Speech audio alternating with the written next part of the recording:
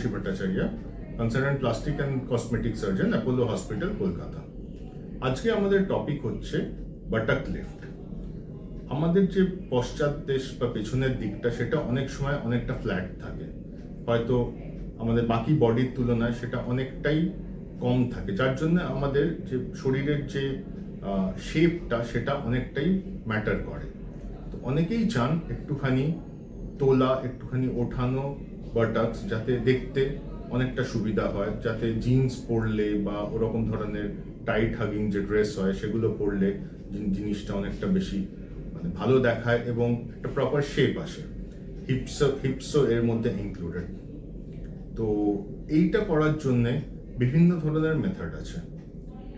1 নম্বর method হচ্ছে যে বডির ফ্যাট অন্য জায়গা থেকে নিয়ে ওখানে দেওয়া, এটাকে বলে ফ্যাট গ্রাফটিং টু দ্য বাটাক্স।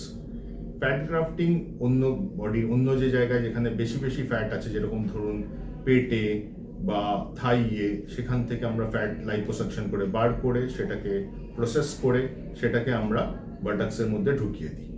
এটাতে হয়তো 1 থেকে 2 কি 3টে সেশন লাগতে পারে প্রপার শেপ আসতে, কেন কি যতটা ফ্যাট দেওয়া হয় তার সবটা হয়তো সবসময় থাকে না, বাট এটাতে খুব সফট এবং একটা নর্মাল, একটা অ্যাবসলিউটলি একটা ন্যাচারাল একটা শেপ এবং একটা ফিল তৈরি হয়। এটাতে অনেকটাই ইনক্রিজ করা যায় এবং it gives very good results.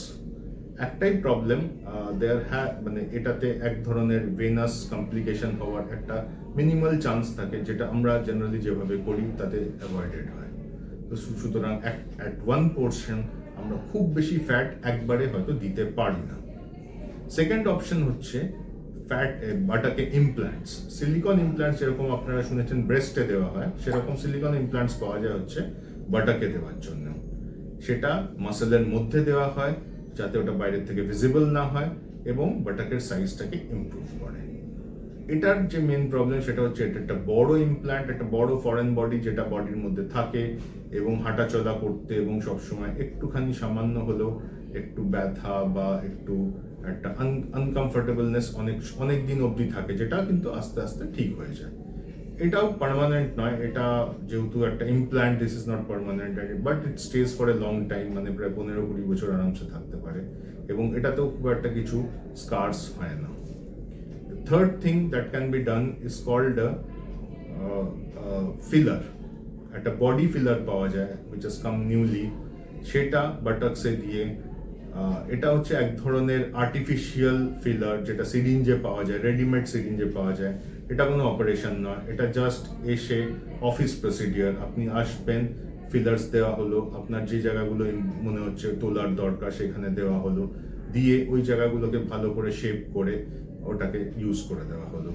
তাতে আপনার ব্যথাও কম লাগলো, কোনো ডাউন টাইম থাকলো না, ইন দ্য সেন্স যেরকম অপারেশনে কিছুদিনের জন্য রেস্ট নিতে হয় সেই সবগুলো থাকলো না, এবং এটা আরামসে হয়েও যায় এবং খুব ভালো রেজাল্ট দেয়। The only problem with fillers is ওটা একটু কম্পারেটিভলি কস্টলি, কেন কি অনেকটা অ্যামাউন্ট লাগে, মানে পুরো জিনিসটাকে যদি খুব ভালোভাবে করতে হয়, বাট ওটা রিপিট করা যায়, সে ব্যাপারে কোনো সন্দেহ নেই, এবং ওগুলো অ্যাপ্রক্সিমেটলি 2 থেকে 3 বছর থাকে ফিলার্সগুলো।